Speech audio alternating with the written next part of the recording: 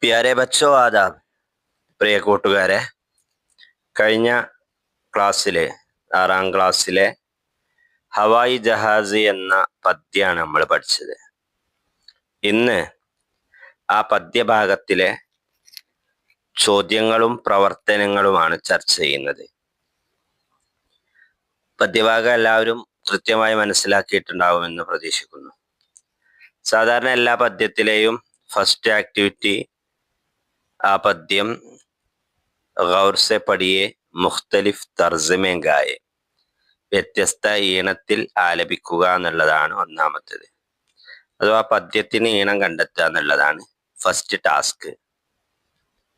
ഇതിലെ 2 ചോദ്യങ്ങൾ ഈ പാഠഭാഗം എത്രത്തോളം നമുക്ക് മനസ്സിലായി എന്നത് പരിശോധിക്കാനുള്ള 2 ചോദ്യങ്ങൾ ഇവിടെ നൽകിയിട്ടുണ്ട്.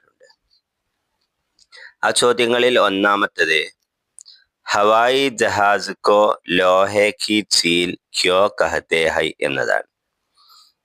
ഹവായി ജഹാസിന് ലോഹെ കി ചീൽ എന്ന് പറയാനുള്ള കാരണം എന്താണ് എന്നുള്ളതാണ് ചോദ്യം.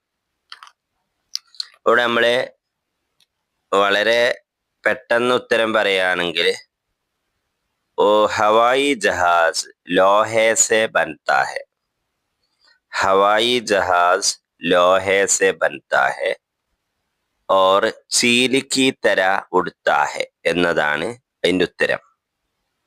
മനസ്സിലായോ?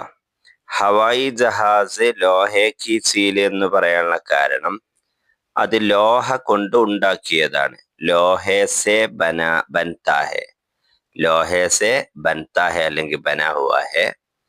ഓർ ചീൽ കി തര ഉഡ്താ ഹെ, ചീൽ എങ്ങനെയാണോ പറക്കുന്നത് അതുപോലെ അത് പറക്കുന്നു എന്നുള്ളത് കൊണ്ടാണ് ലോഹെ കി ചീൽ എന്ന് അതിനെ പറയുന്നത്. രണ്ടാമത്തെ ചോദ്യം ഹവായി ജഹാസ് ഹവാമേ കേസാ ഉഡ്താ ഹെ, ഹവായി ജഹാസ് ഹവയിൽ എങ്ങനെയാണ് പറക്കുന്നത് എന്നാണ് ചോദിക്കുന്നത്. ലോഹയ്ക്ക് തര ചീലിക്ക് തര ഉഡ്താ ഹെ എന്നാൽ നമ്മൾ പാഠഭാഗം ബേസ് ചെയ്ത് പറയുകയാണെങ്കിൽ അപ്പിന സാസ് ബജാത്താ ഹുവ ഉഡ്താ ഹെ എന്ന് നമുക്ക് പറയാം. അപ്പിന സാസ് ബജാത്താ ഹുവ, രണ്ടാമത്തെ വരിയില് അപ്പിന സാസ് ബജാത്താ ഹുവ. ഇനി അതിന്റെ താഴെ ഇങ്ങനെ എന്തൊക്കെയാണ് സാസ് എന്നുള്ളത് പറയുന്നുണ്ട്. സൻസനാത്ത, ഘൻഘനാത്ത, സൻസനാത്ത ഓർ ധൻധനാത്ത ഹുവ ഉഡ്താ ഹെ. അങ്ങനെയും പറയാം. ഏതൊക്കെ സാസാണ്, ഏതൊക്കെ ശബ്ദങ്ങളാണ് അത് പുറപ്പെടുവിക്കുന്നത് എന്നുള്ളത് പറഞ്ഞിട്ട് ആ രീതിയിലും നമുക്ക് എഴുതാം. ഇതാണ് ആദ്യത്തെ 2 ചോദ്യങ്ങൾ.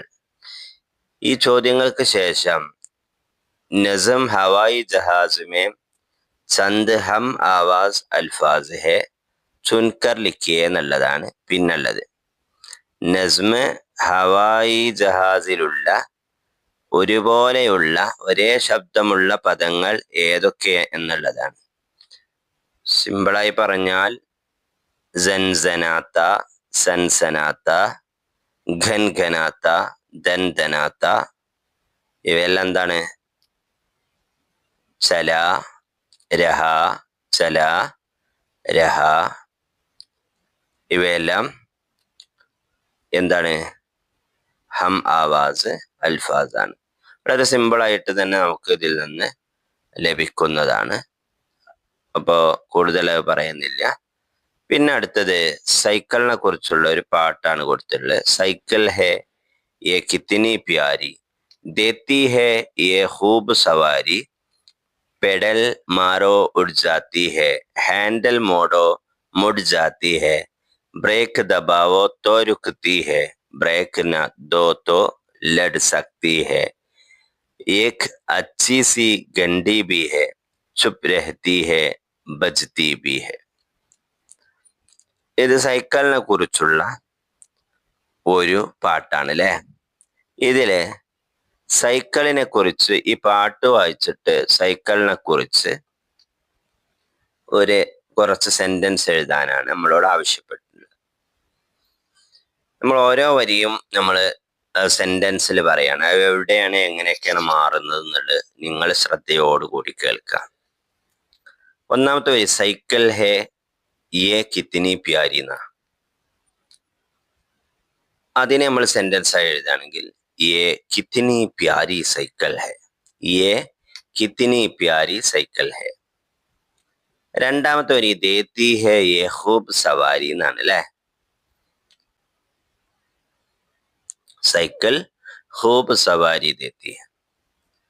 മൂന്നാമത്തേത് പെഡൽ മാരോ ഉഡ് ജാത്തി ഹെ. അപ്പൊ നമുക്ക് ഇങ്ങനെ എഴുതാം, സൈക്കിൾ കെ പെഡൽ മാരോ തോ ഉഡ് ജാത്തി ഹെ. സൈക്കിൾ കി ഹാൻഡിൽ മോഡോ തോ മുഡ് ജാത്തി ഹെ. അവിടെ സൈക്കിൾ കെ എന്ന് ആദ്യം കൊടുത്തിട്ട് പെഡൽ മാരോ കഴിഞ്ഞിട്ട് തോ കൊടുക്കാം. ഹാൻഡിൽ മോഡോ തോ എന്ന് കൊടുക്കാം. ബ്രേക്ക് ദബാവോ തോ രുക്തി ഹെ. അത് അതുപോലെ തന്നെ എഴുതാം, സൈക്കിൾ കി ബ്രേക്ക് ദബാവോ തോ രുക്തി ഹെ.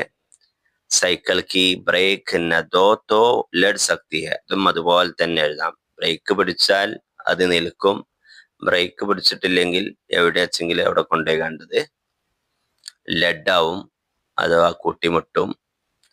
ഏക്ക് അച്ചി സി സൈക്കിൾ കോ ഏക്ക് അച്ചി സി ഗണ്ടി ബി ഹെ. സൈക്കിളിന് നല്ലൊരു ഗണ്ടി ഉണ്ട്. കഭി വോ ചുപ് രഹ്തി ഹെ കഭി വോ ബജ്തി ബി ഹെ. ഈ രീതിയിൽ സൈക്കിളിനെ കുറിച്ച് എന്തെഴുതാം, ചില സെന്റൻസുകൾ എഴുതാനുള്ള ആക്ടിവിറ്റിയാണ്. അപ്പൊ ആക്ടിവിറ്റി മനസ്സിലായിട്ടുണ്ടാവുമെന്ന് പ്രതീക്ഷിക്കുന്നു. ഇനി അടുത്തത് കുറച്ച് ചിത്രങ്ങൾ ഇവിടെ കൊടുത്തിട്ടുണ്ട്. ഗാഡികളുടെ ചിത്രങ്ങളാണ്. ഒന്നാമത്തെ ഗാഡി ഹവായി ജഹാസ് ആണ്. അത് ഹവായി അഡയിലാണ് എന്തുണ്ടാവുക, വിമാനം ഉണ്ടാവുക.